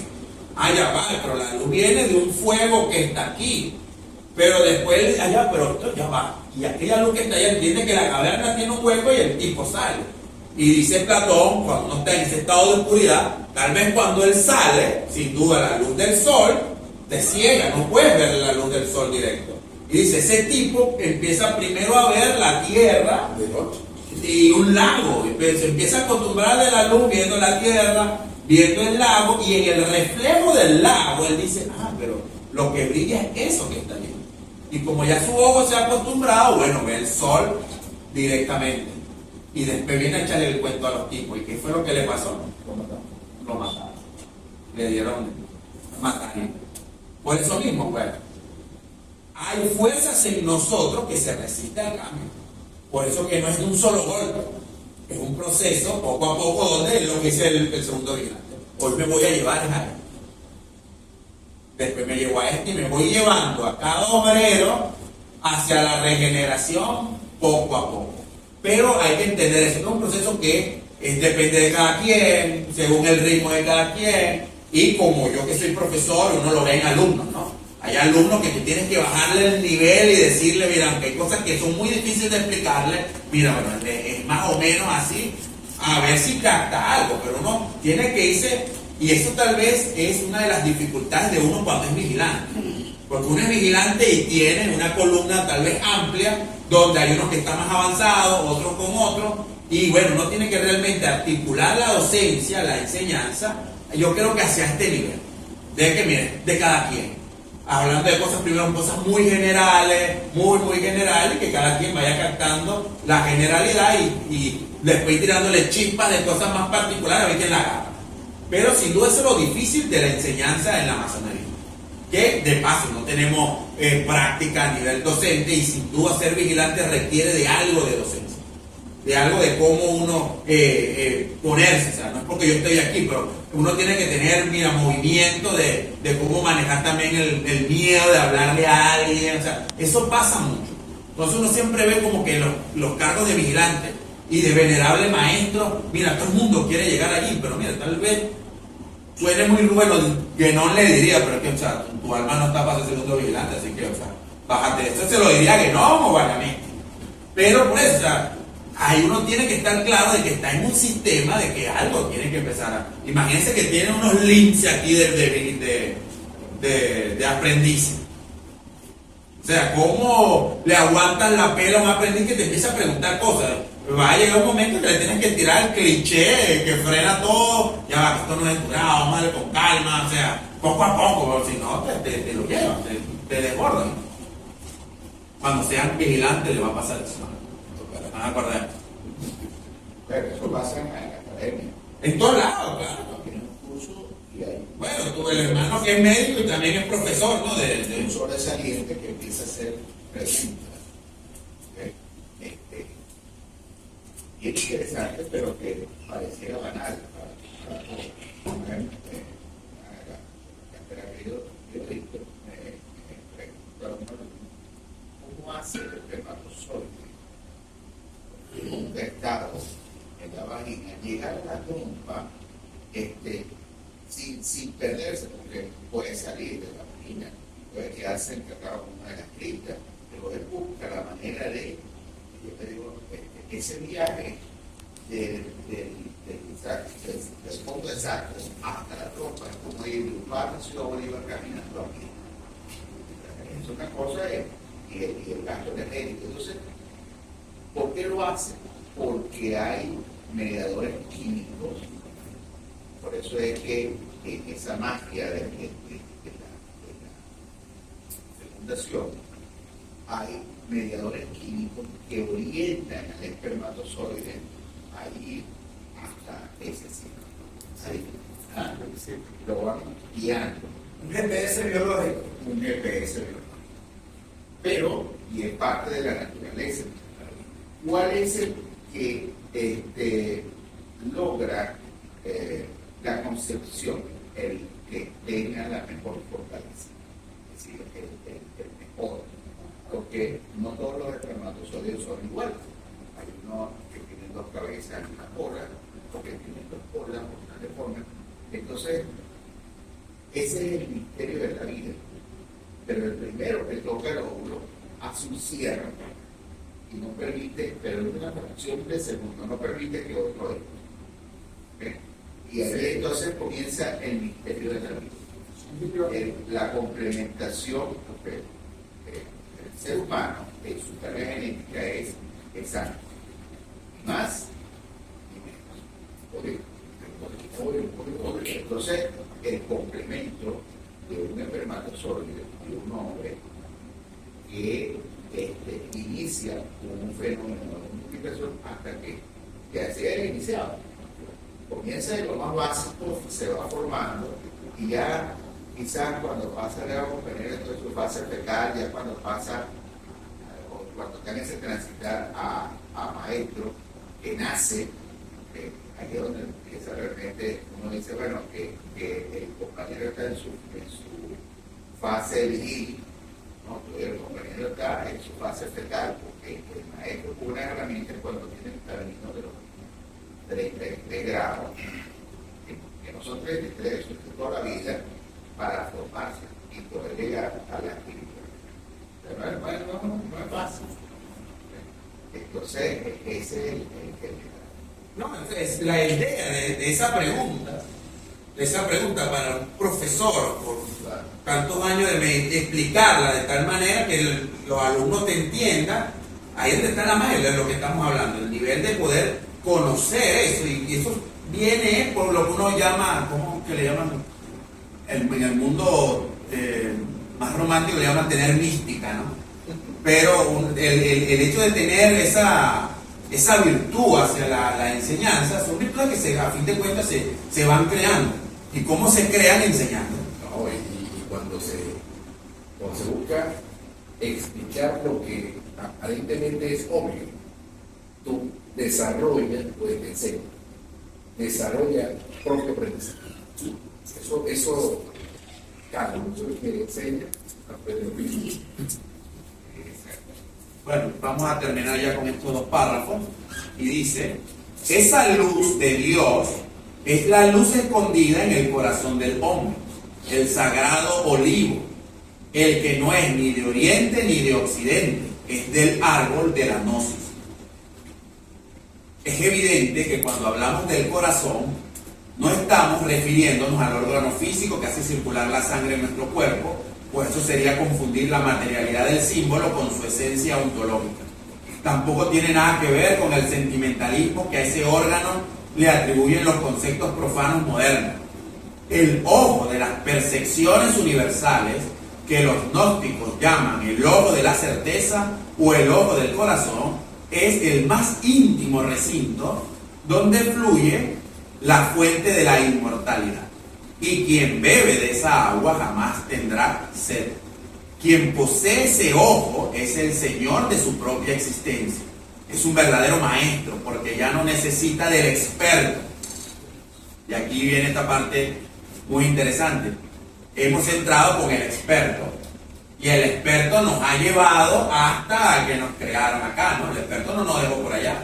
El experto llega un momento hasta que incluso gracias por tu trabajo, ahora sí. Pero siempre todo el camino es con el experto. Y es lo que está diciendo, hay un cambio en quien nos guía. Y él va a decir acá, porque con el ojo de la certeza puede ver el sendero abierto ante él, a lo largo del rayo de luz que conecta la luna de su corazón con el sol de su espíritu. Entonces ya ahí nos ha dado un chisme de esto que está acá. Todos nuestros primeros caminos, todos nuestros primeros pasos, es como una luz que es reflejada. La del cristal que hablamos ahorita aquí, la luz de la luna. Pero va a llegar un momento, estando allá, que tenemos la luz directa. Pero tiene que haber un cambio en la percepción.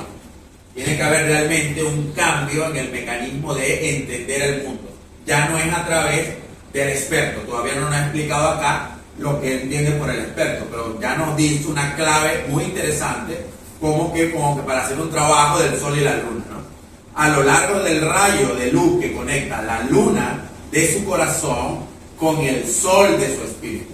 Entonces, ahí habla de un nivel, ¿no? El corazón es el receptáculo de un nivel de luz, pero ese nivel de luz viene de otro nivel superior, que es el espíritu. Busca la verdad y la verdad nos hará libres.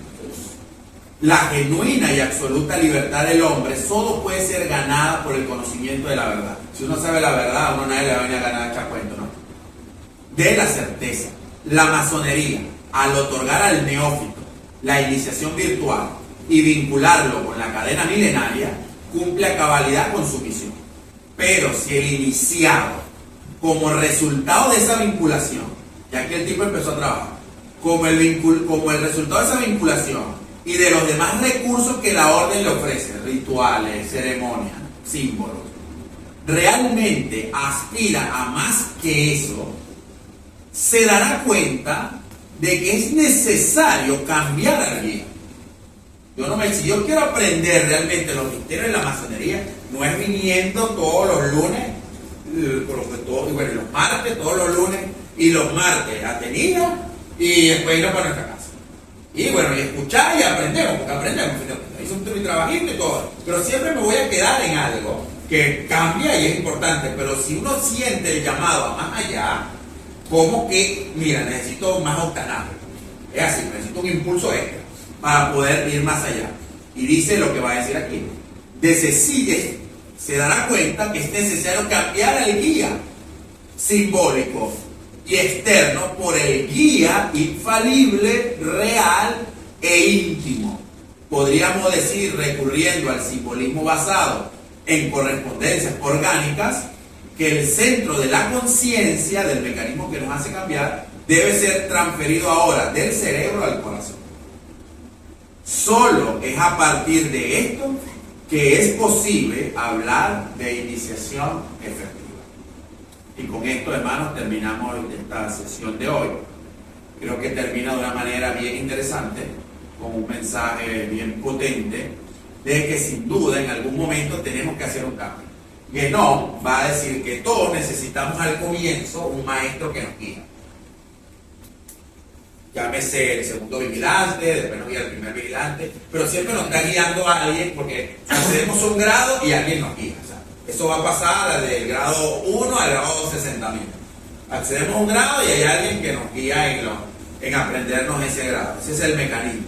Pero la verdad estará cuando yo lo logro ver por mí mismo.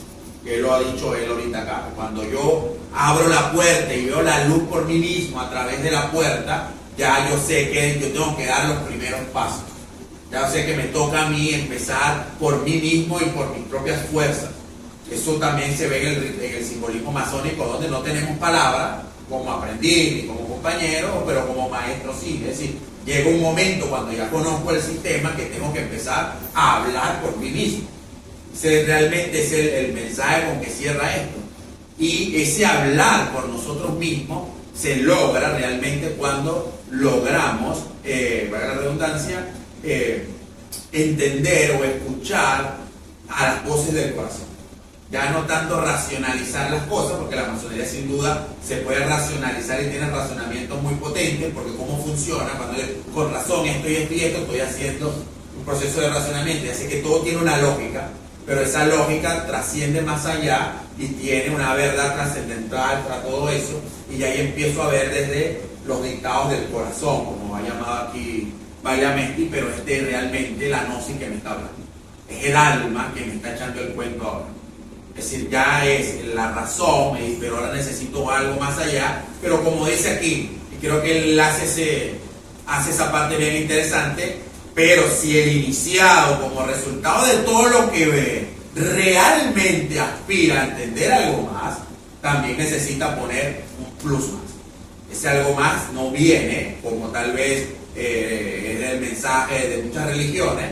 Mira, mientras con orarle llega como un mandato como que por gracia divina.